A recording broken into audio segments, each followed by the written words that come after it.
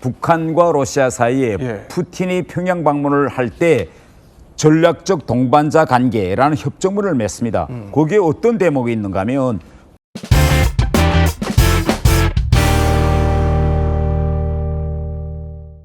두 번째 체크 포인트는 바로 이겁니다. 소형 원자로. 사실 이게 진짜 핵심이에요, 김 대표님. 맞습니다. 그러니까 지금 사실 가장 의문스러운 게 북한 같은 경우에 사실 발전용 원자로도 지금 없는 상황이거든요. 발전용도 없어요. 발전용도 없습니다. 전기를 만들어내는 원자로를 만든 적이 없어요.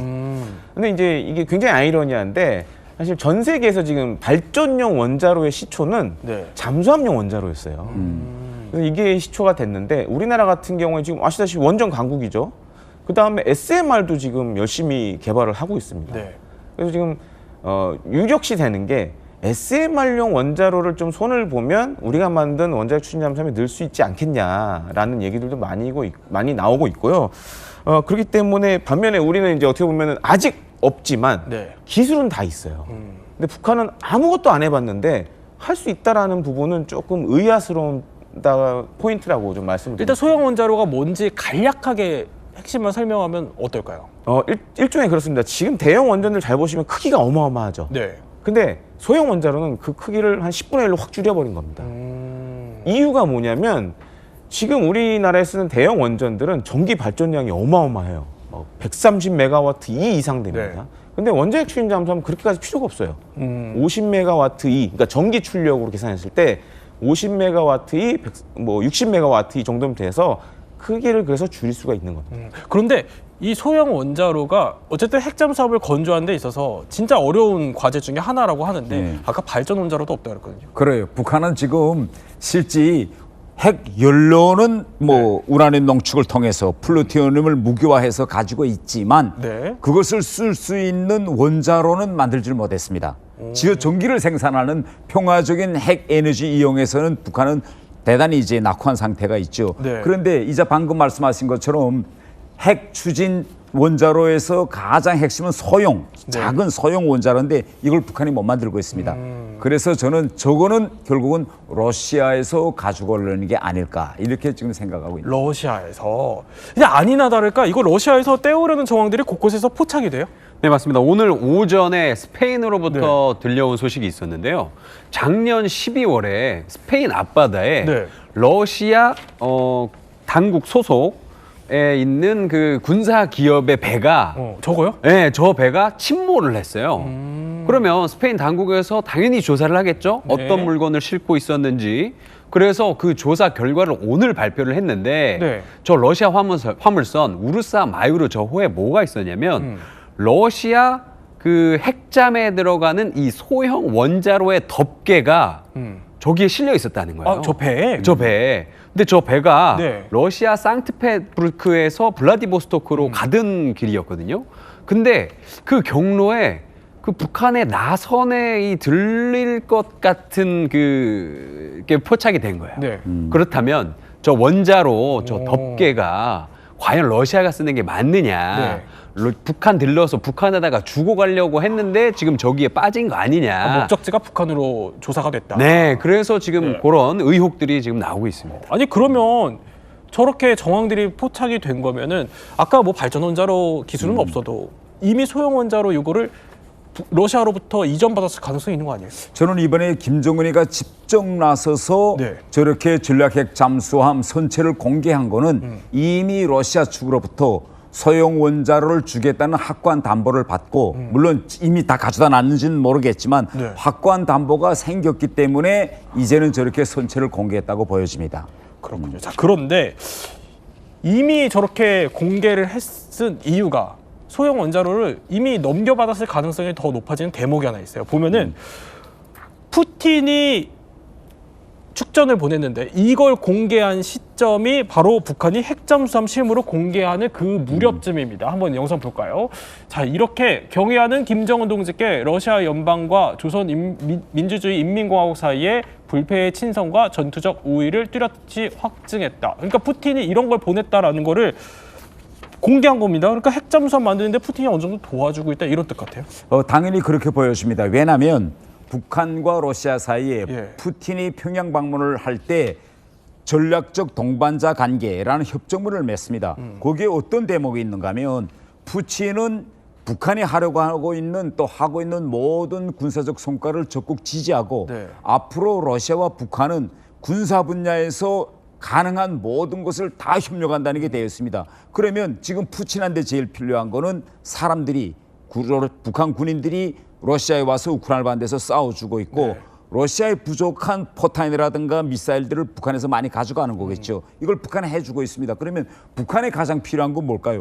북한에 하지 못하고 만들 수 없는 걸 러시아로부터 가져오는 건데 그런 담보물도 없이 북한이 저렇게 젊은 군인들과 또 지금 미사일, 방사포탄 모든 걸 보내주고 있다. 이건 비례가 안 되거든요. 예, 그래서 저는 북한이 저렇게 김정은이가 저 군수 공장에 나가서 올인하고 있는 그 이유 중에 하나가 바로 저 소형 원자로를 가져온 데 대한 보답 혹은 앞으로 가져오기 위해서 러시아에 이미 약속한 네. 모든 군사 물량들을 보장하기 위해서 저렇게 연말에도 저렇게 공장을 분주히 찾아다니고 있다고 보여집니다. 자, 그러면 이제 마지막 체크리스트 한번 살펴봐야 될 것 같아요. 소형 원자로 기술은 뭐 러시아로부터 이전을 받았다라고 치고요. 그 가정하에 보면은 마지막에 이게 필요하겠죠. 농축 우라늄이에요. 이거 북한은 사실 우리 이거 어마어마하게 갖고 있다 주장을 하거든요. 이거 다 믿어도 돼요? 예, 북한은 농축 우라늄은 상당히 오래전부터 했습니다. 그리고 다른 거는 인정하지 않았지만 북한은 농축 우라늄을 저들이 하고 있다는 걸 저렇게 예. 사진을 통해서 보여주었고 그중 일부 농축 우라늄 시설은 미국 해커 박사에게도 보여주었습니다. 그래서 미국 전문가들도 북한이 농축 우라늄을 하고 있다는 건 다 기정사실로 받아들이고 있는 이런 상황이고 농축 우라늄은요 저렇게 우라늄 원심 분리기만 있으면 네. 분리기만 많이 만들어 놓으면 얼마든지 할 수 있는데 북한은 우라늄 원심 분리기를 생산하고 있습니다. 자, 그러면 이제 지금부터는요 남북한이 한번 각각 핵잠수함을 만들었다고 가정을 해볼게요. 가정을 하면 이거를 이제 어디에 배치해서 어디에 운용할지도 하나 핵심일 것 같은데 이미 우리는 핵잠수함을 우리도 오랫동안 준비를 해온 만큼 운용 능력도 어느 정도 갖춰져 있다고 해요. 한번 비교를 해보죠. 첫 번째는 이겁니다. 게임 체인저 탐지력이요. 김대호 평론가. 일단 남북한 탐지력 수준 비교해보면 어떻습니까? 일단 우리나라 같은 경우에는 예. 북한보다 일단 방위 산업 전자 부분에서 강자죠. 그래서 지금 이제 사실 전 세계적으로 잠수함에 들어가는 소나라든가 전투 체계를 만든 나라가 많지가 않습니다. 네. 거기에 우리는 이제 다 포함이 되고요. 지금 영상으로 나오고 있지만 보시면 이렇게 뒤에 뭔가 선을 끌고 가죠. 저것도 소나입니다. 그래서 저런 여러 가지 첨단 소나들을 우리 지금 장보고 3는 다 장착을 하고 있습니다.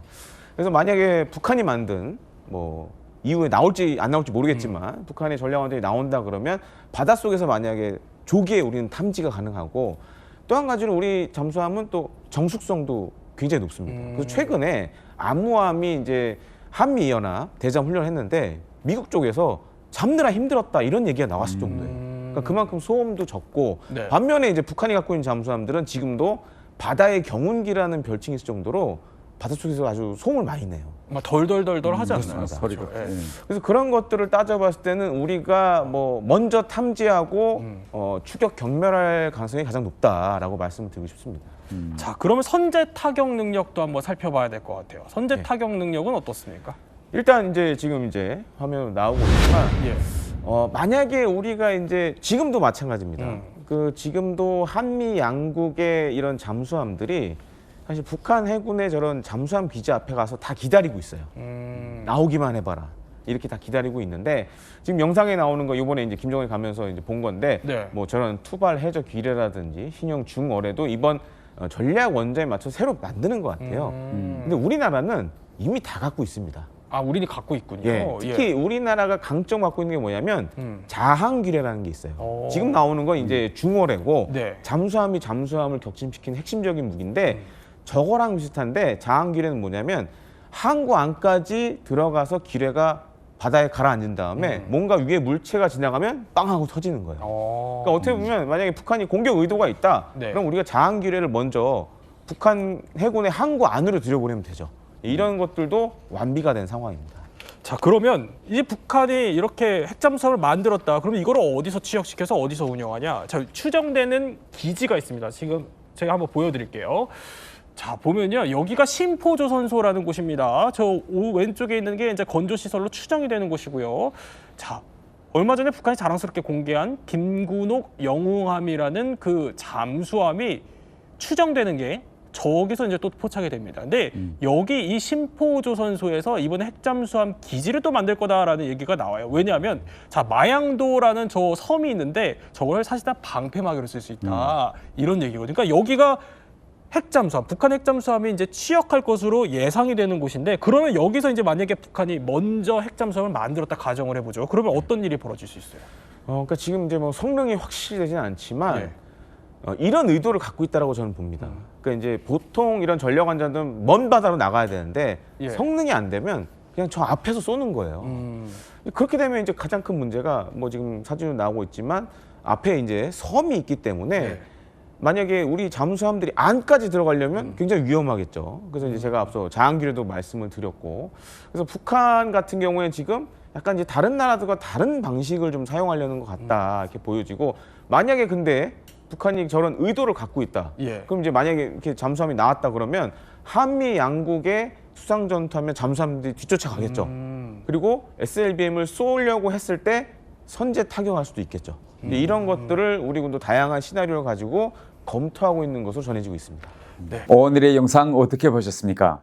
유익하고 의미 있으셨다면 아래 하단에 안내한 자율 구독료를 통해서 응원해 주세요.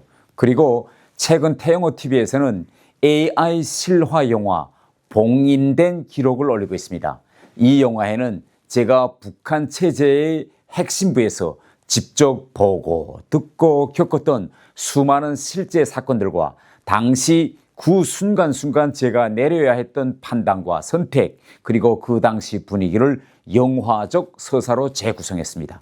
기획부터 이미지, 영상, 편집까지 모든 제작 과정이 AI 인공지능으로 완성됩니다. 그러다 나니 제작진의 노력과 제작 비용이 들어가는데요. 그래서 한 달에 여러분의 커피 한 잔 정도의 유튜브 멤버십 회원 전용 콘텐츠로 공개하고 있습니다.